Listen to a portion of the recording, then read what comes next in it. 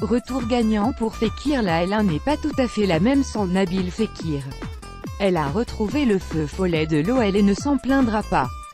Près de 2 mois après sa blessure à un genou, le Lyonnais a signé une entrée remarquée face à Amiens. S'il n'a disputé que le dernier quart d'heure, Fekir a quand même trouvé le moyen d'être impliqué sur les 2 derniers buts rhodaniens, 3-0.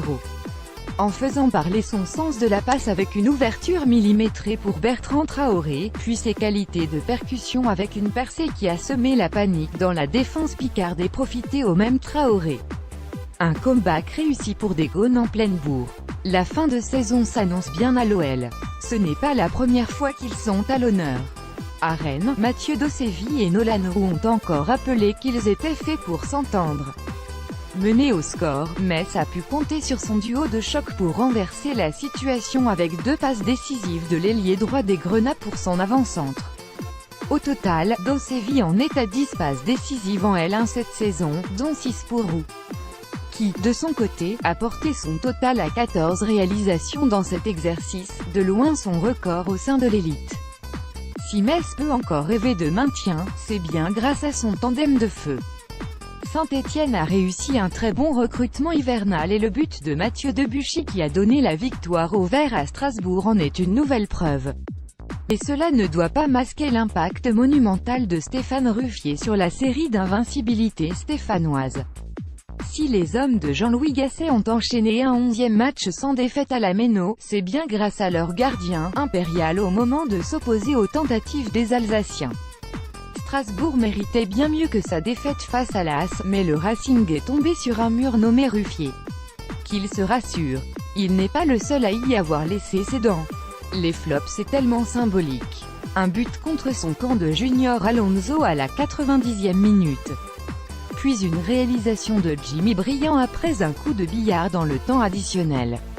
En quelques instants, Lille a gâché une avance de 2 buts et perdu 2 points précieux dans la course au maintien. Les Dogs pensaient enfin retrouver le sourire, signer une victoire qui leur aurait permis de sortir de la zone rouge et se réconcilier avec leur public, de retour au stade Pierre-Mauroy après la fin du huis clos.